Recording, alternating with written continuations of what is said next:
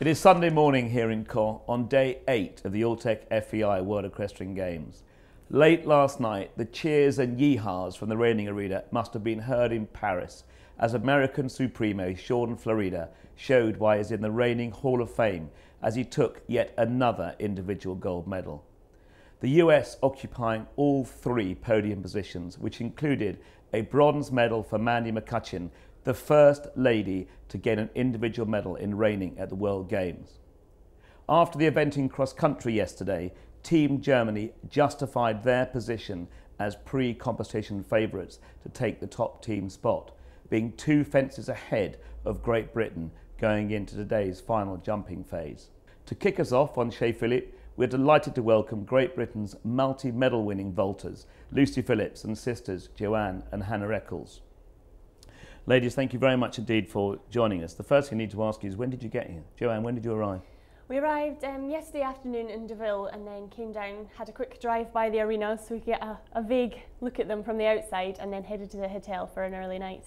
Bearing in mind, Joanne, you and Hannah started off in Edinburgh in Scotland, so when did you actually leave home to get here in Caux?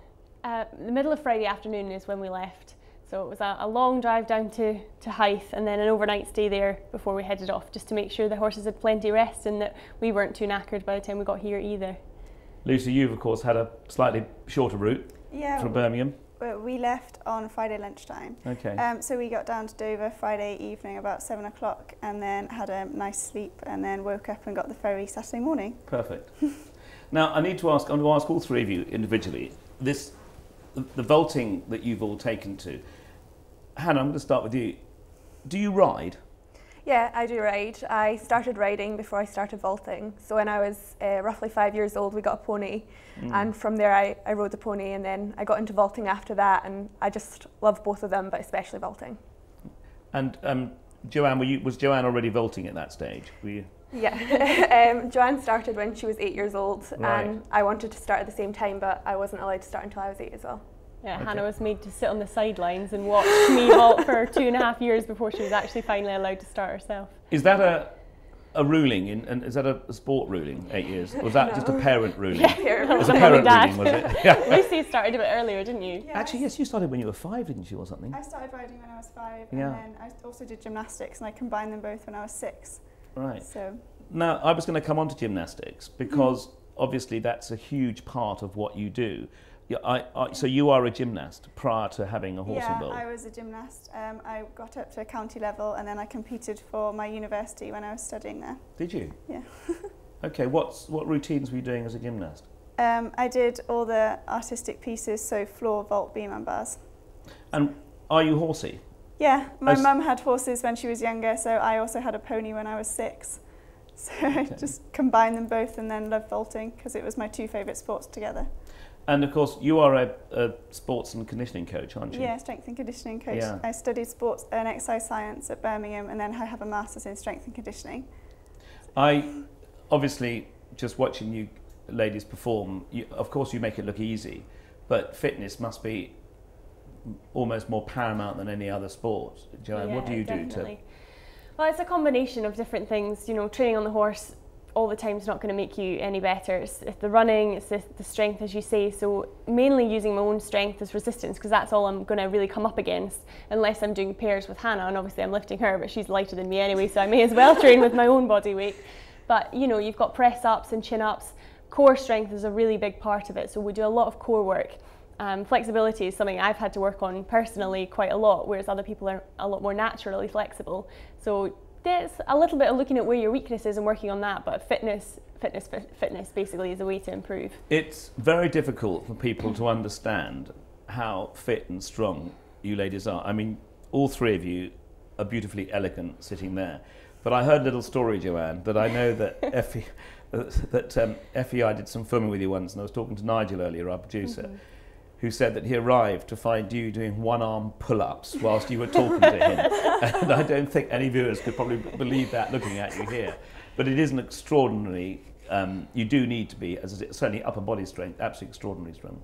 Yeah, absolutely. And my shoulders, particularly, the upper half of me generally, is the strongest part, really. And people often think I'm a swimmer if they, see you walking around, because you do have such big, strong shoulders. Okay. And I think it's deceiving if you watch the sport that there is so much general upper body strength involved in it. But all three of us used to be in a team as well. So when you're working with different people, and especially the fact that Hannah and I are still doing pairs and lifting one another, and really, apart from being tight everywhere else, you do need an awful lot of upper body strength to make it all happen. Hannah, keeping fit, personally, I think is a complete pain in the backside. Do you mind keeping fit? I mean, I presume you have to do routines other than just, practicing. Yeah, well, I think when we're all vaulting, we don't really think about it as fitness anyway, because we're doing what we love. And then on top of that, we all have individual sports which we like to do. Like, I like cycling, and Joanne plays a lot of hockey. Oh, okay. So we have like a lot of individual sports that we do as well. But I think if you're doing what you enjoy to do, you don't think about the fact that you're keeping fit at the same time. Just kind of goes hand in hand at the same time. So you're doing. So Joanne's doing hockey, did you say? Yeah. And you're doing cycling? But only like round the trails near our house, yeah. Right, okay. So how often do you get a W.H. Bentley out to use his full name? Well, we try train on the horse 3 times a week, but we mix it up with the horses that we have at home. So we're trying to do it on all the ones that we have, because they all have very different canters. So you want to be good on all of them. And when you say other horses at home, are they actually vaulting horses that you've got? Yeah, they're vaulting horses. Okay. How many of those have you got then? Well, we've got our own club at home as well, so there's kids that come, so we need to have more horses for them. So at the moment we've got 4. 3 of them, W.H. Bentley, and 2 others, are our main competing horses. We've got an older one, Brock, he's not actually that old, but he's a bit stiffer, so he gets kept, and he's your trusty steed. So any of the new kids that come along, they go on Brock and get used to a horse that's never going to spook. He doesn't go that fast, and he's got a really solid canter. Whereas if we took him into a vaulting arena, he is so steady and a little bit, he doesn't have the suspension that would gain us good marks, basically. So we use the other ones that we've got. We've got Tyler's Colonel and Blackstown Billy. And Billy's come with us here as a reserve as well. Okay. So we like to train on them partly because we're not overusing them on the circle then, if we're mixing it up between them. But also, as Hannah said, if you can practice on different horses, you have to work a little bit harder each time in a different way. And then when you go back to doing it on, for example, W.H. Bentley, who we're so used to, everything is so much easier and it flows, and you can be a bit more expressive then. And tell us about Pitticelli, Lucy. Have you got more than one horse?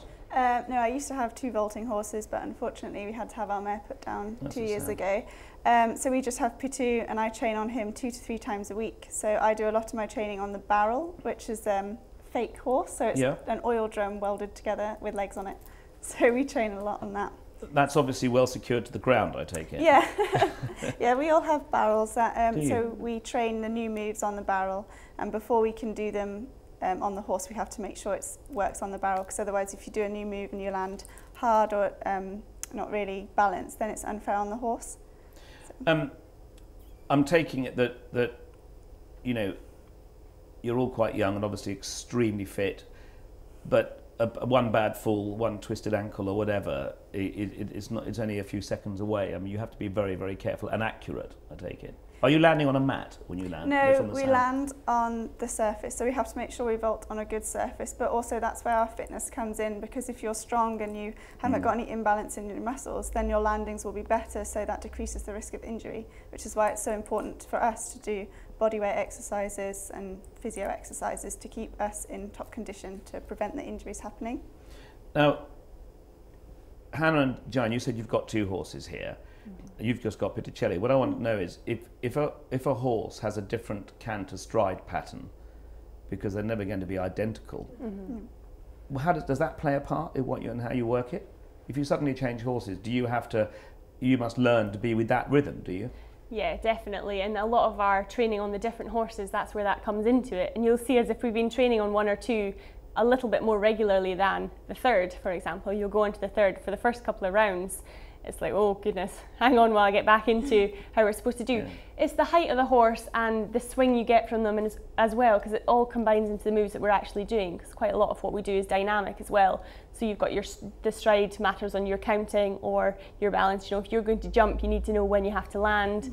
And the same as the height of the horse. If you're trying to get on, you need to know how much you need to jump so you don't overcook it or undercook it. So it all comes into play basically, and that's why we do a lot of training on the barrel specifically, because then you have muscle memory, you know exactly where you're going to go if something goes wrong or the horse is a little bit different.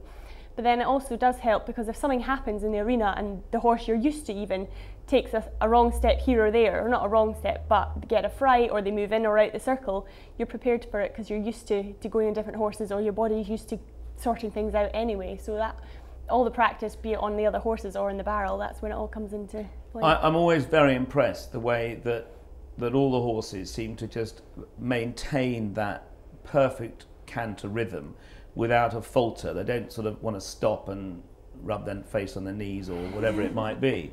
But I mean, there must be horses out there that just stop, do they? I mean, you must have seen thousands or lots of different horses around the world, different countries competing. But how do you get them? It's just about them being happy just cantering around, I suppose, is it, Lucy? Does it? I think it goes down to the skill of the lunger as well, Sure. which is they're a really big part of our team, because 25% of the score, our total score, is for the horse, and that is down to the lunger and the skill that they can have in keeping the horse consistent and on a 20-metre circle.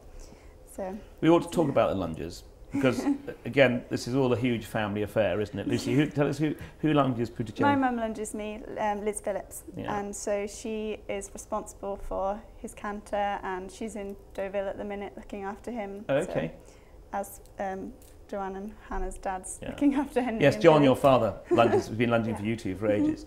Now, okay, I need to just ask another question, because I have two children. In fact, one of them's here, working here. You know, relationships with parents and young children, or comparatively young children, is not always the most perfect scenario to work together. Is it always smooth? When Mum started lunging me, we managed to say, okay, when we're vaulting, she's just my lunger and she's my coach, and we have to kind of make that break between she's being my mum. I can't say at training, oh Mum, I don't want to do that, or anything like that. She is the lunger and coach, so I respect her in that way. And then when she's not lunging or coaching me, then she's back to Mum again. That's how I'm not I going to deal ask with what it. happens then.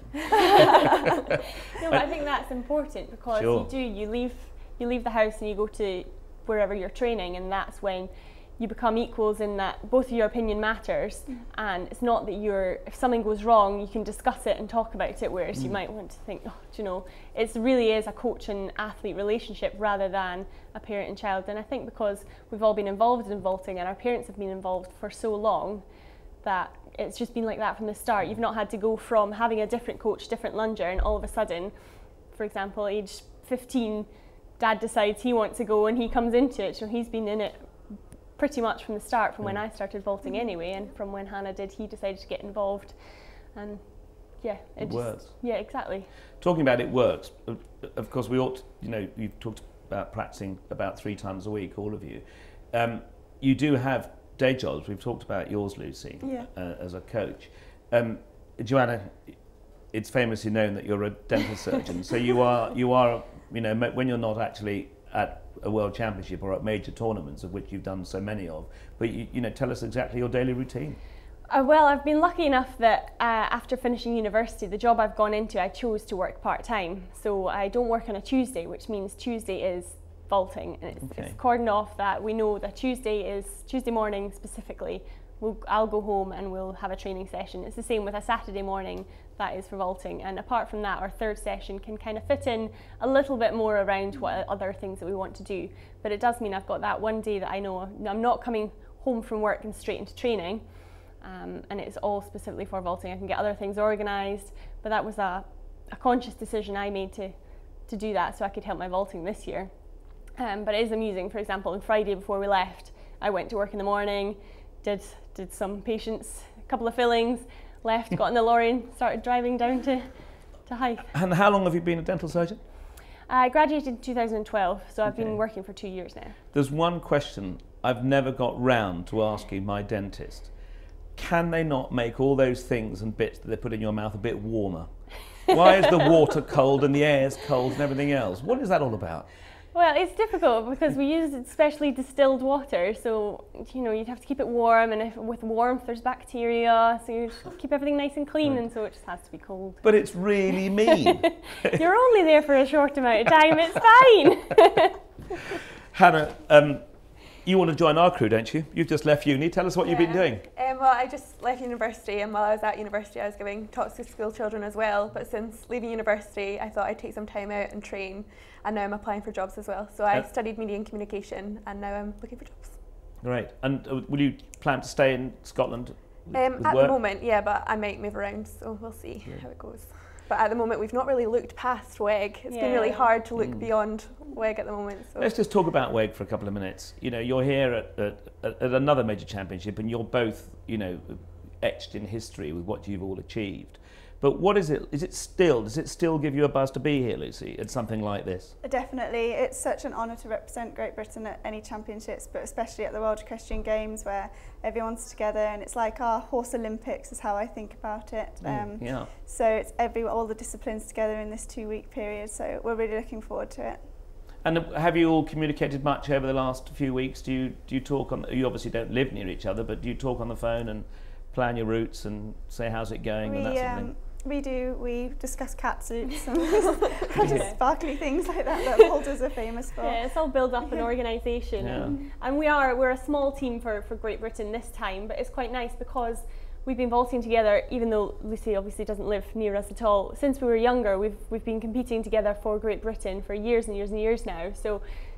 And we used to all be in team together as well, so we know each other. So there's a lot of history between us, so it's not like we come from up here, you come from down there, different clubs don't really speak to you, and so it's a bit of a strange relationship. Who are you sitting over there? You know, we all get on really well and know each other. You know everyone's vaulting routine anyway, because all the internationals you go throughout the year, all the big ones anyway, we're all at as well. So it's this, you know, you're going on a trip and it's a really big show, but getting to be with people that you compete with all the time, it keeps it really nice and together as well. But the nicest thing that you've all said is that still, after all these years of travelling to the majors around the world, you still get a hell of a buzz to be here competing. That's fantastic.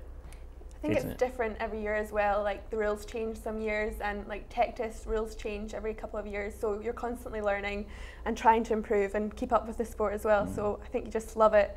And every year you have a new freestyle theme as well, so it keeps it fresh and keeps it exciting. And yeah, we love it. Well, we're going to follow all your routines, all your performances on FEI TV Live. So we wish you the very best of luck this week, and we very much hope that you grab another handful of medals on your way. And thank you very much indeed for joining us this morning. Well, yesterday, Sienna had a day out at Harry-de-Pin for the eventing cross country. Let's go and see what she got up to. Hi Phil, I'm here at Harry-de-Pin, the national stud and the venue for the eventing. Behind me, you can see the stunning chateau. And behind that is the start of the cross country course. And that's where I'm off to now.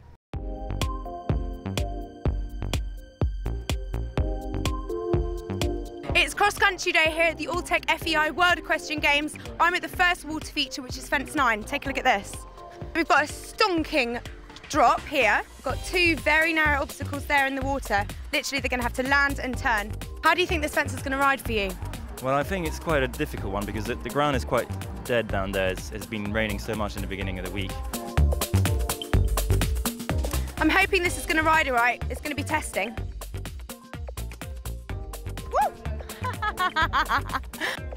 That was purely on purpose, of course.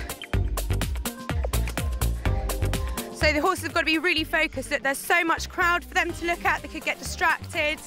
They need to be 100% concentrating on this fence. Going to jump it. They're going to only have time just about for a stride, and then they're going to have to turn to the C element and gallop off. Bruce Davison Jr. about to kick off this competition. Let's hope he has a good round. How long have you been waiting here to grab this spot? Yeah, we are here since 7 in the morning. We've come all the way from Australia for this event, and yeah, we're really looking forward to seeing the course. Is just great. It's really going to be a really tough event, and yeah, we're really excited. Which rider are you most looking forward to seeing through this water jump? William Fox-Pitt. I think he'll nail this. Yeah, hope so. This is the youngest competitor here, 67th after dressage, riding for Brazil. Let's see how he handles this water.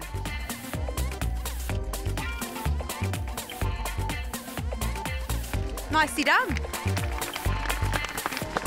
So I bet you're looking forward to seeing Sam Griffiths through this. Absolutely, and Shane Rose. Absolutely. Yeah, Aussies will go well cross country.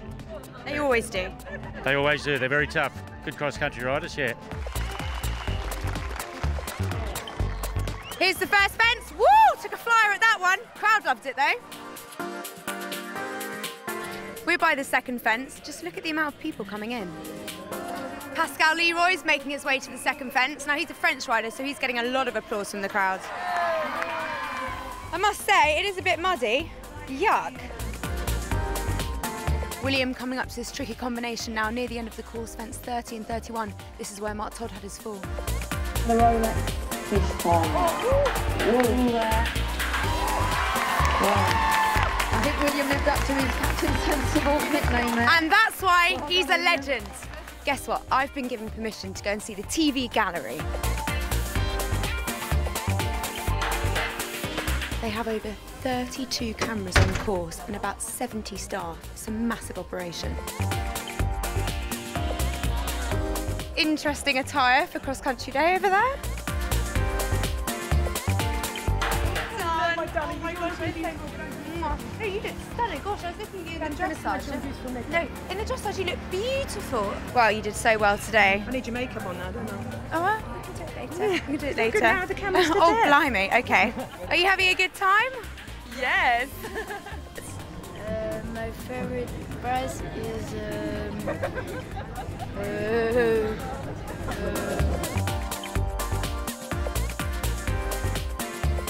It's been an exhilarating day here at the eventing. Sandra Alfart for Germany has just done a fantastic clear round cross country. She was in the lead after dressage. The show jumping's tomorrow. Could she win? Sasha, thank you very much indeed for coming to join us in the studio and for bringing your mum. Andrea, hi, how are you? Fine, thank you very much. Now, we've had husband and wife combinations in the studio this week, but we haven't had a mother and daughter. And Sasha, let's just first of all talk about, you're the one that's been competing here. Yes. So you did brilliantly yesterday. You finished, I think, in 33rd place in the endurance. Everything in good shape? Horse in great shape? Yeah, absolutely. I was so happy. My mare just went fantastically all day. Couldn't be happier. Finished strongly and as fit as a fiddle this morning. Right. Now, let's just, you mentioned that you've been doing endurance 15 years, and I don't think you look old enough, but it's actually your mum's fault, isn't it? Correct. Tell us about that. So we got started in endurance a long time ago when I was in preschool, and back in our small country town in northern New South Wales, the preschool was helping organise catering for a local endurance event, and that's when my mum went along to help out, and she got hooked, and we've been doing endurance ever since. So I started when I was 10. When I was fortunate enough, Mum bought me a beautiful, quiet Arab mare, and I started from there, and so that was 15 years ago. Well, Andrea, I think we ought to just let the world know that you're not just a mum that encouraged your daughter to get in endurance, because you have flown the flag for Australia on a few occasions yourself. Tell us a little bit about your fabulous international career. Well, I was very lucky to be selected in the World Equestrian Championships in 1996. They were held in Kansas, and that was really my first international competition, and I was very hooked in those days, and I stayed very hooked until Sasha got older and older and fitter, and I was selected in the Australian team to compete at Euston Park in 2012, but unfortunately I had an injury about a week before my horse was due to fly to England, and so I withdrew from the Australian team. That was a shame. So are you still competing, Andrea? Do you still? I still do compete, although I have to admit Sasha is so fit and so athletic that I really feel that I love watching her. She does it a little bit more easily than I do now. I have to work a lot harder and do a lot of sort of running and cycling to try and keep up with Sash, who is always doing triathlons or long bicycle rides or horse rides. So I train at home and I do smaller competitions, and I like grooming for Sasha. So are you part of the crew? Yes. You are? Okay. Yes. So, Sasha, I've got children. In fact, my daughter's 25. You know, every now and again we all fall out. And how is there an extra pressure on you when you're actually riding and you're crewing, or is it a pretty smooth operation? I think that Mum and I know each other so well, and we have our crewing down pat so well that we know exactly what is important to each of us, and I think we work really well as a team, and we work on each other's strengths. Mum knows what my strengths and weaknesses are, and I know what her strengths and weaknesses are, so I think we work fantastically, and we've certainly... We have lots of fun. We have lots of fun at the competitions, and we said that when we stop having fun, we don't want to do it, and we just continually have fun, so it's great. I think that's a fantastic policy. And it must be, it's not just fun competing, of course you're travelling the world at your level. Absolutely. You know, it's not just like you're driving 2 or 3 hours up the road to go to a competition, to actually be travelling the world, which brings a whole different, lot more excitement than just doing the competitions. It must be nice. Absolutely. Is there family at home? Who have you left at home? My husband I've left at home, and can you still remember his name? Just yes, he's babysitting the farm and the farm animals. So we're lucky to be over here. So. And how many horses do you have? How many endurance horses have you got? We've got about 14 at home, but we only run about 3 at a time. So we have about 3 in work each year, and they're at different levels. We have our young ones, and then our more experienced 3-star level horses. So. And do you breed any yourself? We do, just on a very small scale, 1 or 2 foals a year. Yeah. And Sasha, you've of course competed in Bahrain and other parts of the world. Yes. So it's always a different environment in endurance, isn't it? You know, Absolutely. if you go to Euston Park in the UK, or you go to the Middle East and you come to France, it's quite. It must be jolly good fun apart from anything else, because you don't really know what you're going to get. If you go show jumping, you go into an arena, you know it's going to be a surface, you know the colours, well, you know what the fences exactly be like, but you get a whole different sort of geography of the whole thing, don't you? Absolutely. And it's not just the track, it's everything. It's the weather, it's the competition. You have different people competing in different ways in different countries, and you meet different people, and it's just incredible. Now, we ought to mention, of course, that you have another very useful part of your life that can be incorporated into your hobby, in that you're a veterinary surgeon. Correct, yes. Yeah. Although I think you were telling me earlier that you'd rather not do horses because you want a bit of time out, is it? Yeah. Tell us about that. Yeah, so I really love small animal medicine and surgery, and I'm really fortunate. I have a fantastic job where I work excellent hours, I have very supportive bosses, and it allows me to do the horses on this level.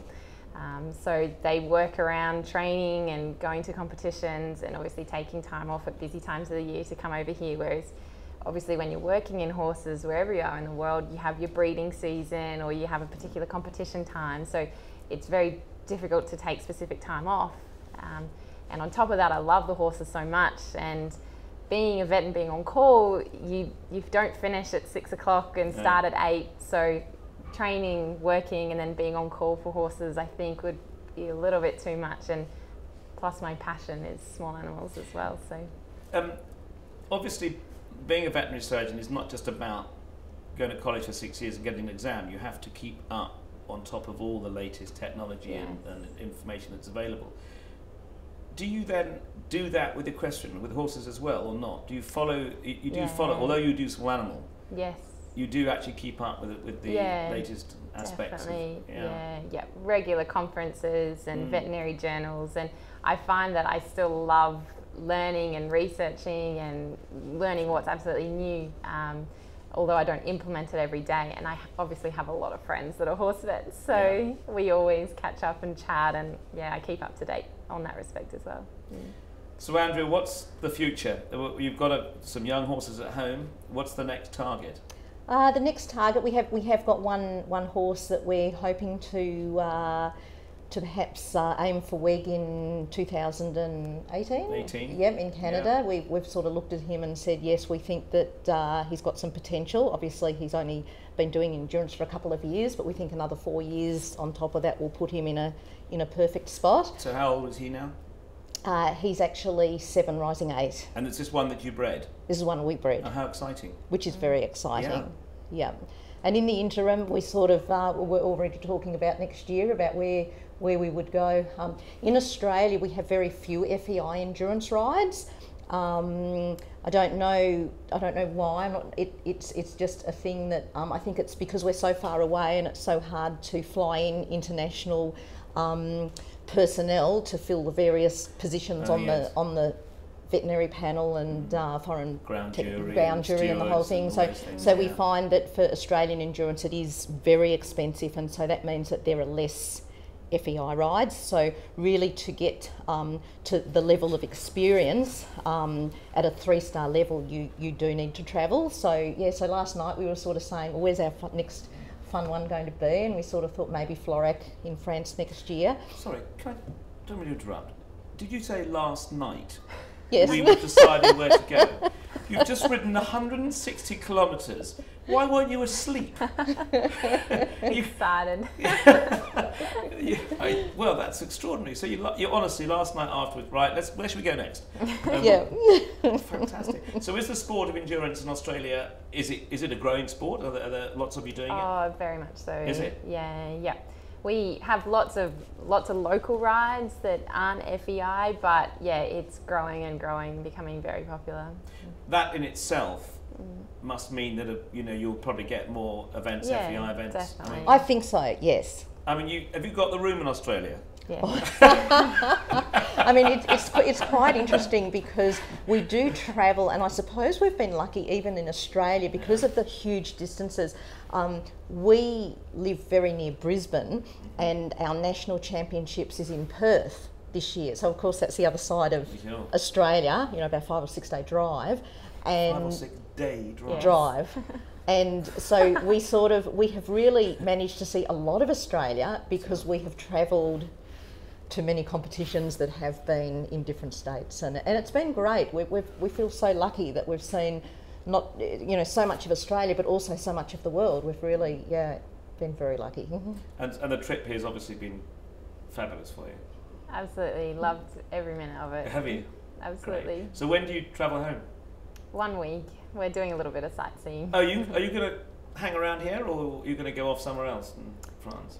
Yeah, we'll probably head off a little bit around France, stay here for a little while, and just have a bit of a holiday. Will you watch any of the jumping, do you think, or any of the other events? Hopefully we will. Yeah, we've got friends that have got tickets, and it was very exciting just in the stadium before when we were watching the dressage, and we went, wow. I mean, that's a field we're not really familiar with, and it was just wow. So.